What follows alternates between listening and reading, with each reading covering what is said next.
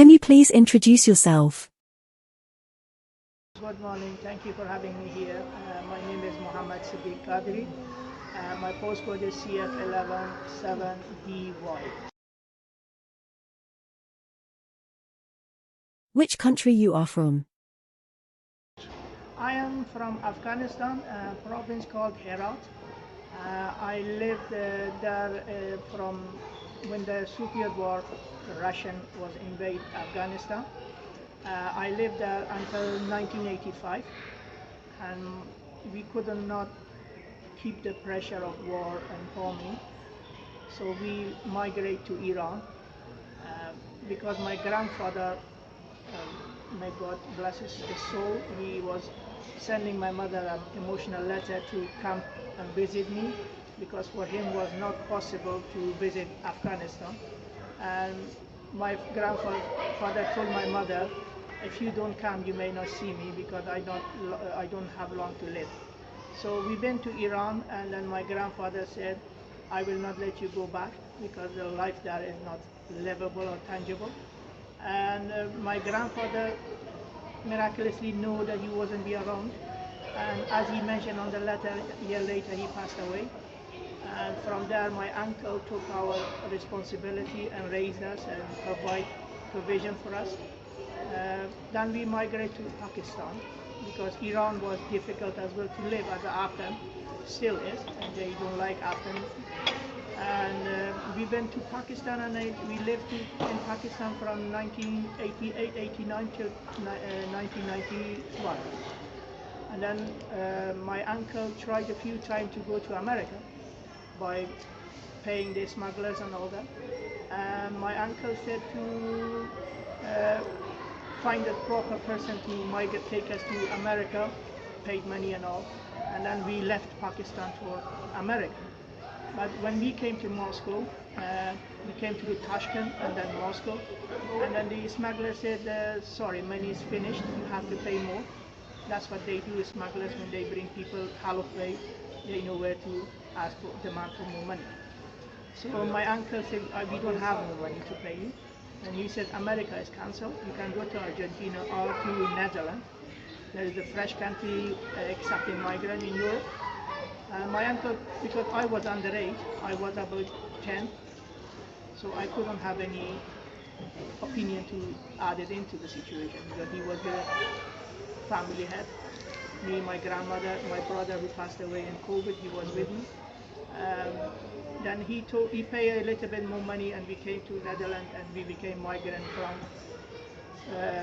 for 5-6 years we was there waiting for our migration status, and then the Dutch government refused it a few times, because they said we cannot accept you because you don't have a political play. You're not with the government, you're not with the enemies, you're just an asylum seeker who left the country because of the pressure. So because Afghanistan was fall in the hand of the Taliban, previous Taliban, in the 1996. So the Dutch government does not have any option to send us back to Afghanistan. So they give us the friendly status, they called it in that time, and we become Dutch resident, we become passport holder of Dutch country. And we stayed there, I stayed there till 2004. Why did you choose to come to the UK? And first time I came to UK in Sheffield to visit a friends and family. And I saw the different culture in the UK comparing with the Netherlands, diversity, all the other Asian people living different than Holland. So I kind of fall in love with the culture, and I decided to come to UK. And Europe became when UK was part of the Europe before the Brexit. So we came there, and I came here. And I started working and applied for national insurance. 2006 I came here, January 2006 I came here and I applied for the national insurance, and I started working till now.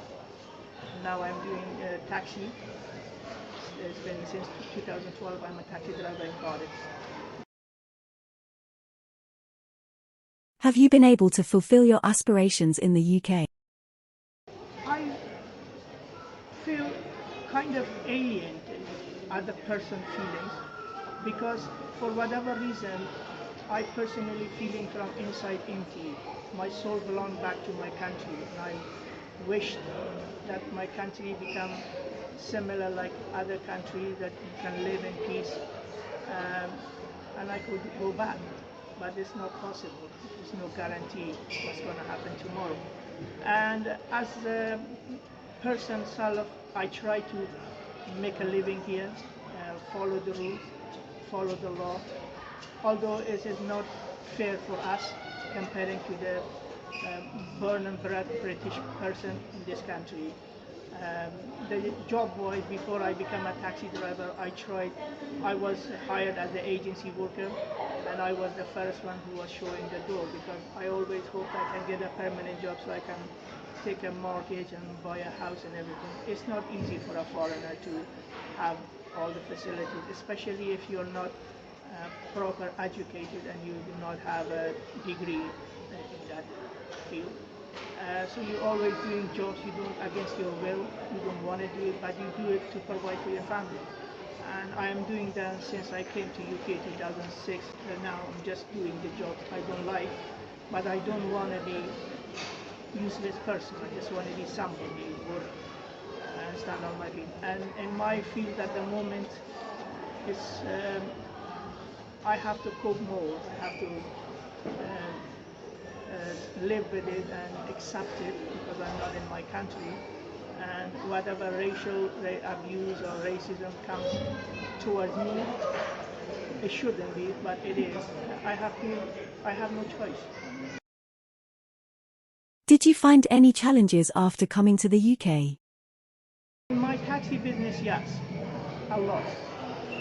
Especially when they go out on the weekends and they said they abuse you, even physically try to attack you, where you from. Every day they ask you, the first thing they ask you, where you from? Why are you here? And you explain that to them, and they are not in a state of mind. They keep repeating that, and then swear at you, call you names, and treat you like worse than a street dog. That way. Sometime in my business, I have feared for my life, because the racism took to the level of violence, and I don't know what is my mistake. I never find the reason why what is it my fault. I'm giving them a public service. It is 2 o'clock, 1 o'clock, 12 o'clock, midnight. They are drunk, they want to be home safe. And we give utmost respect to them, and end up being abused and racist because of our skin color and where we are geographically from. Are you able to follow your culture in the UK? UK, comparing to other European countries, is much blessed. We can fulfill our culture. We can have our eat, and we can fast. We can go to the mosque. We can wear our own culture clothes. But in terms of the whole country or whole city, for example, Cardiff, if Eid is coming, nobody celebrates. Only the Muslims celebrate among themselves. I wish there was a way that everybody could participate in our happiness, because Eid is all about forgiving and celebration. But it's not happening. It's just they is expecting us to celebrate Christmas. It's nothing to do with us. But if I expect them to celebrate Eid, no, they shrug their shoulders. So it's always opposite. I expect from you to do what I want, but if you have any wishes or expectations from us, sorry. Is there any solutions to the challenges?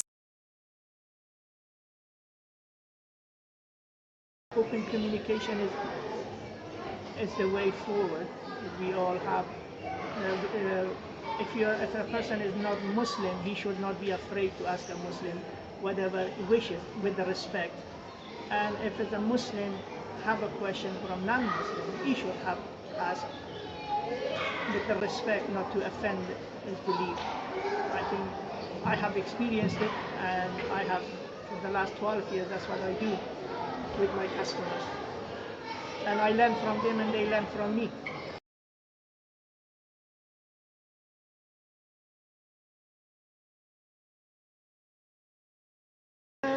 It cannot be changed without effort, number one, from everybody.